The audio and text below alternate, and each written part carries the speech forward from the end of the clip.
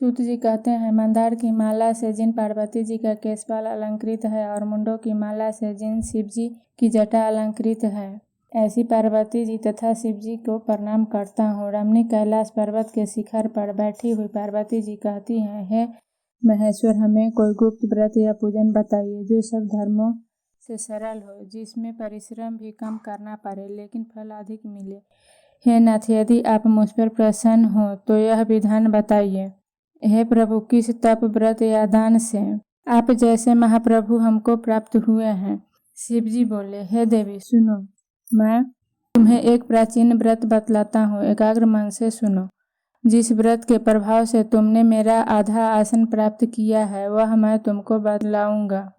भाद्रपद मास में हस्त नक्षत्र से युक्त शुक्ल पक्ष की तृतीया तिथि को उसका अनुष्ठान मात्र करने से स्त्रियां सब पापों से मुक्त हो जाती है। हे देवी, तुमने आज से बहुत दिनों पहले हिमालय पर्वत पर इस व्रत को किया था, वह वृतांत मैं तुमसे कहूँगा। पार्वती जी ने पूछा, हे नाथ, मैंने क्यों यह व्रत किया था, यह सब आपके मुख से सुनना चाहती हूँ। उत्तर की ओर एक बड़ा रमणीक और पर्वतों में श्रेष्ठ हिमवान नामक पर्वत है। उसके आसपास तरह तरह की भूमियाँ हैं, तरह तरह के वृक्ष उस पर लगे हुए हैं। हे पार्वती, तुमने बाल्यकाल में उसी पर्वत पर तपस्या की थी। 12 वर्षों तक तुम उल्टी टंग कर केवल धुआं पीकर रहे, 64 वर्षों तक सूखे पत्ते खाकर रहे। माघ मास में तुम जल में बैठी रहती और बैसाख की दोपहरिया में पंचाग्नि तापती थी। श्रावण महीने में जल बरसता तो तुम भूखी प्यासी रहकर मैदान में बैठी रहती थी। तुम्हारे पिता इस तरह के कष्ट सहन को देखकर बड़े दुखी हुए। वे चिंता में पड़ गए कि मैं अपनी कन्या किसको दूं। उसी समय नारद जी वहां आ पहुंचे। मुनि श्रेष्ठ नारद जी उस समय तुम्हें देखने गए थे। नारद जी को देखकर गिरि ने अर्घ्यपाद आसन आदि देकर उनकी पूजा की और कहा, हे स्वामी, आप किस लिए आए हैं? मेरा अहोभाग्य है, आपका आगमन मेरे लिए अच्छा है। नारद जी ने कहा, हे पर्वतराज सुनो, मैं भगवान विष्णु का भेजा हुआ आपके पास आया हूँ। आपको चाहिए कि यह योग्य कन्या रत्न किसी योग्य वर को दे। भगवान विष्णु के समान योग्य वर ब्रह्मा, इंद्र और शिव इनमें से कोई नहीं है, इसलिए मैं यही कहूँगा कि आप अपनी कन्या भगवान विष्णु को ही देवें। हिमवान ने कहा, भगवान विष्णु स्वयं मेरी कन्या ले रहे हैं और आप यह संदेश लेकर आए हैं तो मैं उन्हें अपनी कन्या दूंगा। हिमवान की इतनी बात सुनकर मुनिराज नारद आकाश में विलीन हो गए। वे पीताम्बर, शंख, चक्र और गदाधारी भगवान विष्णु के पास पहुंचे। वहां हाथ जोड़कर नारद जी ने भगवान विष्णु से कहा, हे देव सुनिए, मैंने आपका विवाह पक्का करा दिया। उधर हिमवान ने पार्वती के पास जाकर कहा, हे पुत्री, मैंने तुम्हें भगवान विष्णु को दे डाली। तब पिता की बात सुनकर तुम बिना उत्तर दिए ही अपनी सखी के घर चली गई। वहीं जमीन पर पड़कर तुम बड़ी दुखी होती हुई विलाप करने लगी। तुमको इस प्रकार विलाप करती हुई देखकर सखी बोली, तुम क्यों इतनी दुखी हो, इसका कारण बताओ। तुम्हारी जो कुछ इच्छा होगी मैं यथाशक्ति उसको पूरा करने की चेष्टा करूंगी, इसमें कोई संशय नहीं है। पार्वती बोली, मेरी जो कुछ अभिलाषा है उसे तुम प्रेम पूर्वक सुनो। मैं एकमात्र शिव जी को अपना पति बनाना चाहती हूँ, इसमें कुछ भी संशय नहीं है। मेरे इस विचार को पिताजी ने ठुकरा दिया है, इससे मैं अपने शरीर को त्याग दूंगी। पार्वती की इस बात को सुनकर सखियों ने कहा कि शरीर का त्याग न करो, चलो किसी ऐसे वन को चले जहाँ पिता को पता न लगे। ऐसी सलाह कर तुम वैसे वन में जा पहुंची। उधर तुम्हारे पिता घर घर तुम्हें खोजने लगे। दूतों द्वारा भी खबर लेने लगे कि कौन देवता या किन्नर मेरी पुत्री को हर ले गया है। उन्होंने मन ही मन कहा, मैं नारद जी के आगे प्रतिज्ञा कर चुका हूँ कि अपनी पुत्री भगवान विष्णु को दूंगा। ऐसा सोचते सोचते हिमवान मूर्छित हो गए। गिरिराज को मूर्छित देखकर सब लोग हाहाकार करते दौड़ पड़े। जब होश हुआ तो सब पूछने लगे कि गिरिराज, आप अपनी मूर्छा का कारण बताइए। हिमवान ने कहा, आप लोग मेरे दुख का कारण सुने। न मालूम कौन मेरी कन्या को हर ले गया है। ऐसा नहीं हुआ तो उसे किसी काले सांप ने काट लिया या सिंह खा गए होंगे। हाय हाय, मेरी बेटी कहाँ गई? किसी दुष्ट ने मेरी पुत्री को मार डाला। ऐसा कहवे वायु के झोंके से कांपते हुए वृक्ष के समान कांपने लगे। इसके बाद हिमवान तुम्हें वन वन खोजने लगे। वह वन भी सिंह, भालू, हिंसक जंतुओं से बड़ा भयानक हो रहा था।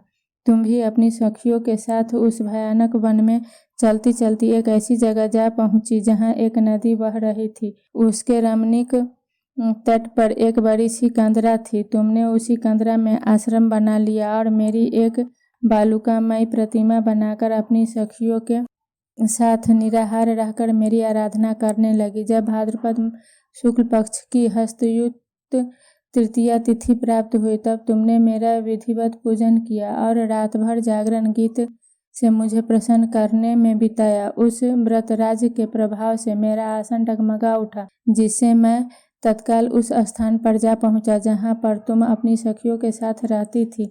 वहां पहुंचकर मैंने तुमसे कहा कि मैं तुम पर प्रसन्न हूँ, बोलो क्या चाहती हो। तुमने कहा, मेरे देवता, यदि आप मेरे ऊपर प्रसन्न हैं तो मेरे पति बने।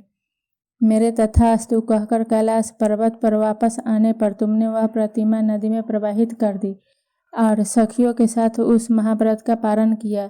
हिमवान भी तब तक उस वन में तुम्हें खोजते हुए आ पहुंचे। चारों दिशाओं में तुम्हारी खोज करते करते हुए व्याकुल हो चुके थे, इसलिए तुम्हारे आश्रम के समीप पहुंचते ही गिर पड़े। थोड़ी देर बाद उन्होंने नदी के तट पर 2 कन्याओं को सोते हुए देखा। देखते ही उन्होंने तुम्हें छाती से लगा लिया और बिलख कर रोने लगे। फिर पूछा, पुत्री, तुम सिंह, व्याघ्र आदि जंतुओं से भरे इस वन में क्यों आ पहुंची?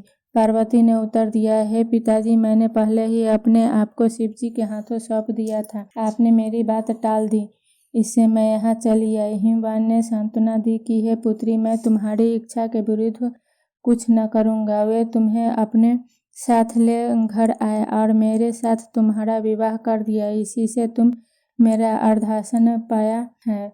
तब से आज तक किसी के सामने मुझे यह व्रत प्रकट करने का अवसर नहीं प्राप्त हुआ है। देवी, मैं यह बताता हूँ कि इस व्रत का हरितालिका नाम क्यों पड़ा। तुमको सखिया हर ले गई थी, इसीलिए हरितालिका नाम पड़ा। पार्वती जी ने कहा, हे प्रभु, आपने नाम तो बताया, अब अपनी विधि भी बताए। इसका क्या पुण्य है, क्या फल है, यह व्रत कौन करे? शिव जी पार्वती जी से कहते हैं, हे देवी, मैंने समस्त स्त्री जाति की भलाई के लिए यह उत्तम व्रत बताया है। जो स्त्री अपने सौभाग्य की रक्षा करना चाहती हो वह यत्न पूर्वक इस व्रत को करे। केले के खंभे आदि से सुशोभित एक सुंदर मंडप बनवाए। उस मंडप में पार्वती तथा शिव जी की प्रतिमा स्थापित करे। उस रोज दिन भर उपवास कर बहुत से सुगंधित फूल, सुगंध और मनोहर धूप, नाना प्रकार के नैवेद्य आदि एकत्र मेरी पूजा करे और रात भर जागरण करे। उस ऋतु में जो फल या फूल मिल सके विशेष रूप से रखे। इसके बाद धूप दीप आदि से पूजन कर प्रार्थना करे, हे शिवे, शिव रूपिणी, हे मंगले, सब अर्थों को देने वाली, हे देवी, हे शिव रूपे आपको नमस्कार है। हे शिव रूपे आपको सदा के लिए नमस्कार है। हे ब्रह्म रूपिणी आपको नमस्कार है। हे जगदात्री आपको नमस्कार है। हे सिंह वाहिनी, संसार के भय से भयभीत मुझ दीन की रक्षा करे। इस कामना की पूर्ति के लिए मैंने आपकी पूजा की है। हे पार्वती, मुझे राज्य और सौभाग्य दे, मुझ पर प्रसन्न होवे। इन्हीं मंत्रों से पार्वती तथा शिव जी की पूजा करे। तदंतर विधि पूर्वक कथा सुने और ब्राह्मण को वस्त्र, गौ, सुवर्ण आदि देवे। इस तरह एकचित होकर स्त्री पुरुष दोनों एक साथ पूजन करे। फिर वस्त्र आदि जो कुछ हो उसका संकल्प करे। हे देवी, जो स्त्री इस प्रकार पूजन करती है वह सब पापों से छूट जाती है और उसे 7 जन्म तक सुख तथा सौभाग्य प्राप्त होता है। जो स्त्री तृतीया तिथि का व्रत न कर अन्न भक्षण करती है तो वह 7 जन्म तक बांध्या रहती है और उसको बार बार विधवा होना पड़ता है। वह सदा दरिद्र, पुत्र शोक से शोकाकुल स्वभाव की, लड़ाकी, सदा दुख भोगने वाली होती है और उपवास न करने वाली स्त्री अंत में घोर नरक में जाती है। मांसाहार करने से बाघिन, दही खाने से बिल्ली, मिठाई खाने से चींटी और कुछ खाने से मक्खी होती है।